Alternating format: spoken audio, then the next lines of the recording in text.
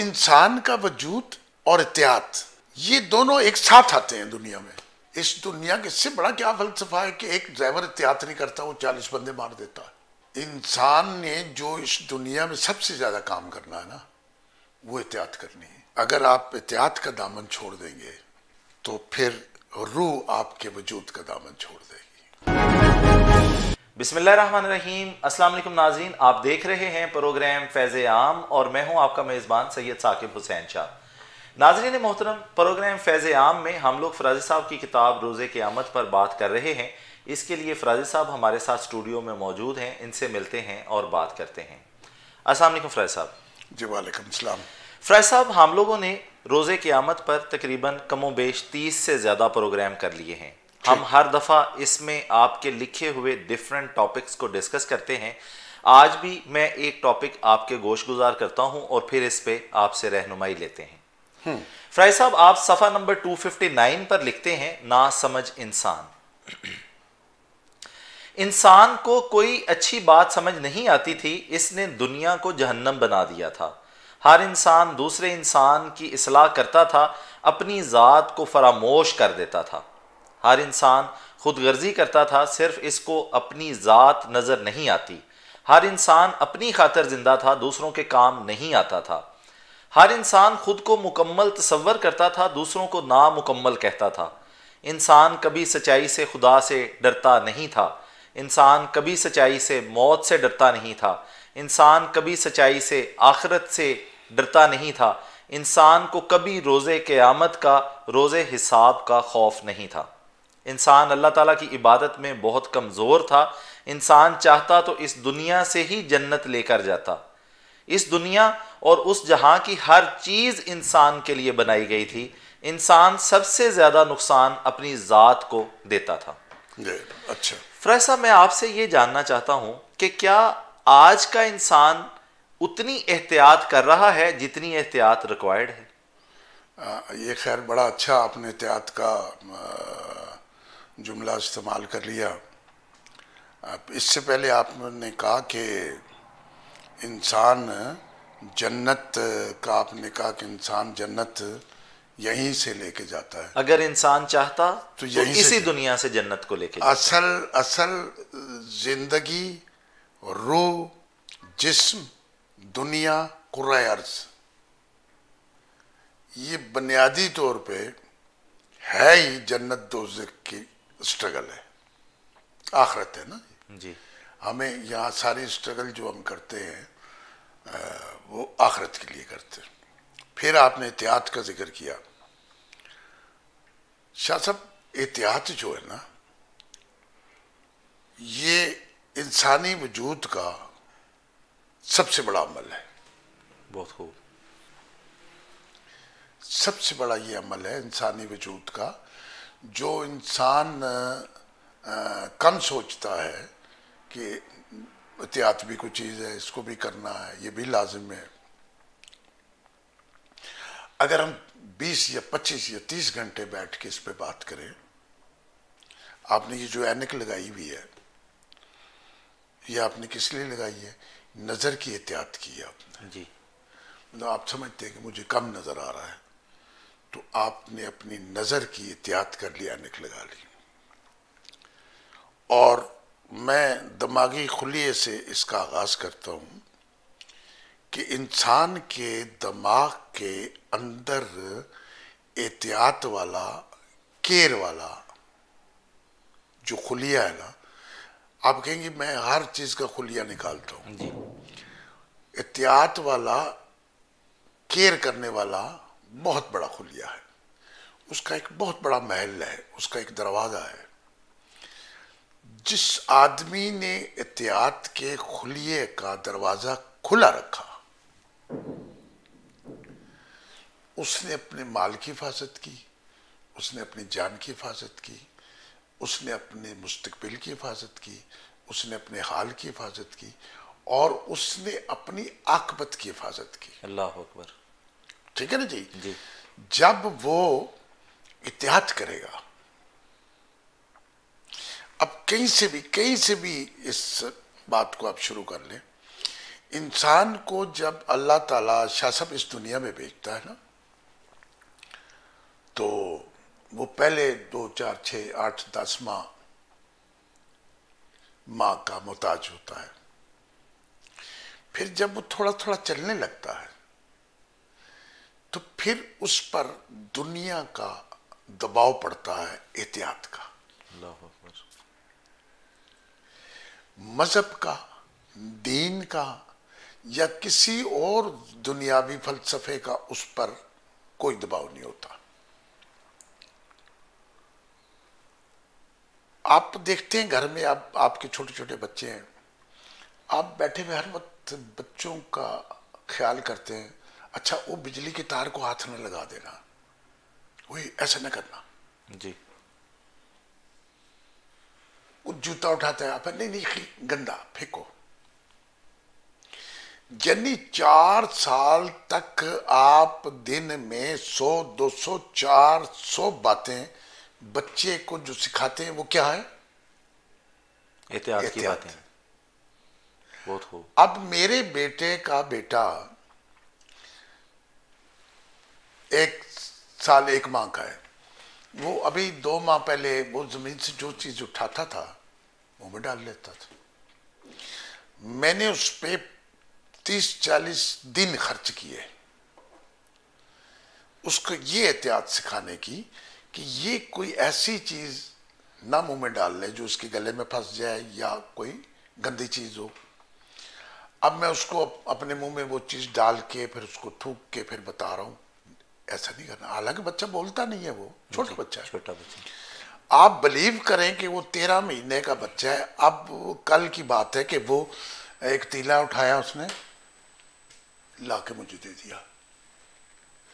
एक कोई चिप्स का पैकेट किसी ने खोला, उसका एक तरह से कोना वो पन्नी का पड़ा था, मैं आपको सही बता रहा हूँ, वो उसने ला के मुझे दे दिया, वो मैंने जेब में डाल लिया।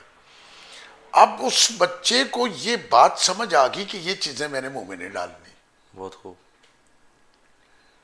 तो इंसान की तरबियत इस लेवल से शुरू होती है। चेजा कि इंसान 30 साल का होके 30 साल की उम्र में लापरवाही करे तो फिर क्या इंसान है। अब वो बच्चा आहिस्ता आहिस्ता आहिस्ता, फिर आपने देखा अब तो वो पैम्पर का जमाना आ गया ना। हमने अपनी जवानी में देखा है कि बच्चे जब पेशाब पैखाना कर देते थे तो मां अगर पास नहीं तो उसी में हाथ मारना शुरू कर देते। अब तो हमने उनको सेव कर दिया ना, वो पैम्पर बना दिया, अब उसी में पेशाब कर रहे हैं, उसी में सारा कुछ कर रहे हैं और उसमें हाथ मारना शुरू कर। अब बच्चे को ये सिखाना कि ये गंदगी है, ठीक कह रहा हूं शाह साहब जी। बच्चे के दिमाग में ये बात डालना कि ये गंदगी है, ये मिट्टी है, ये गंदी चीज है, ये सीढ़ियां हैं, यहां से तुम गिर जाओगे, यहां से ऊपर न जाना। मैंने ऊपर सीढ़ियां जाती है, मैंने बकायदा एक फट्टा बना के रखा हुआ है। अब 2 बच्चों के बच्चे हैं, फट्टा रखा हुआ है। जब बच्चा थोड़ा सा होशियार होता है तो कहते हैं फट्टा चुक दी, मैं क्या सुटना ना, पिछले दूजे 2 बच्चे और आ जाने, बड़े हो जाने, उन्होंने फिर चढ़ना है। तो इंसान का वजूद और एहतियात ये दोनों एक साथ आते हैं दुनिया में। बहुत खूब। ऐसा कभी नहीं हुआ। एहतियात और सबक और तरबियत जो हमारे दीन के अंदर है। हजूर अलैहिस्सलाम सल्लल्लाहु अलैहि वसल्लम हजरत अलीमा को दे दिए गए, वो ले गई। अब इसकी बैकग्राउंड क्या है? इसकी बैकग्राउंड तरबियत है, एहतियात है। और पूरे हमारे उसके मक्के के इलाके में या मदीने में भी होता होगा, एहतियात थी। अब मैंने आपकी हजूर की इसलिए मिसाल दी है कि इससे बड़ी कोई मिसाल हो नहीं सकती। बिलाशुबा बिलाशुबा। अब आज के दौर में, आज के दौर में चिल्ड्रन होम है, माँ बाप को इस बात का अजाब नहीं है कि हम बच्चा नहीं पाल सकते। माँ बाप चिल्ड्रन होम में, खासकर तरक्की याफ्ता मुल्कों में तो शाह साहब दे देते हैं कि जाओ तुम, और वहां पे तरबियत होती है बच्चे की, वहां पे ये सिखाया जाता है कि ये करना ये नहीं करना, इसी को एहतियात कहते हैं। अब उससे आगे फिर स्कूल है, फिर जिंदगी है, फिर कॉलेज है, फिर बहुत सारी आपको छोड़ सवाल। सब मैं आपसे ये पूछना चाहता हूँ कि क्या एहतियात जो है इंसानी जिंदगी का सबसे बड़ा फलसफा एहतियात ही तो नहीं है? सर इससे बड़ा क्या फलसफा है इस दुनिया के, इससे बड़ा क्या फलसफा है कि एक ड्राइवर एहतियात नहीं करता वो 40 बंदे मार देता है, एक ड्राइवर एहतियात नहीं करता वो 10 बंदे मार देता है, एक ड्राइवर एहतियात नहीं करता वो किसी के ऊपर गाड़ी चढ़ा देता है। ठीक है जी, एक मोटरसाइकिल चलाने वाला एहतियात नहीं करता, अपनी टांगें तोड़वा लेता है। कहां कहां एहतियात नहीं करेंगे? इंसानी वजूद का बेएहतियाती का और लापरवाही का आलम देखें। अगर मैं थोड़ी सी आप इजाजत दें तो ये जितनी जिनसी बेराह रवी होती है, ये एहतियात से बाहर जाके होती है, और इसमें इंसान का वजूद, इंसान के अमाल और इंसान का सारा कुछ इसमें ज़ाया हो जाता है। अल्लाह अकबर। बेहतियाती से इंसान सबसे ज़्यादा नुकसान अपनी ज़ात को देता है, अपनी ज़ात को देता है, और बाजू का ऐसा होता है कि अपनी बेहतियाती की वजह से दूसरे को नुकसान देता है। आप दूसरे लोगों को यानी शाह साहब, इंसान ने जो इस दुनिया में सबसे ज्यादा काम करना है ना, वो एहतियात करनी है। अब मैं मिसाल देता हूं आपको, आपकी तबीयत खराब होती है, आप डॉक्टर के पास जाते हैं, ठीक है ना जी। अब एंड पे कोरोना की तरफ आएंगे जी। आपने हमारे फरवरी में जो हम लोग प्रोग्राम कर रहे थे, आपने उसमें बताया था कि इसकी लहर दोबारा आएगी, और मैंने कहा ये 25% है, 30% है, और मेरी इस किताब में लिखा है कि हो सकता है सांस की तकलीफ 30 दिन के अलावा 3 साल तक हो। अल्लाह पाक ना करे जी,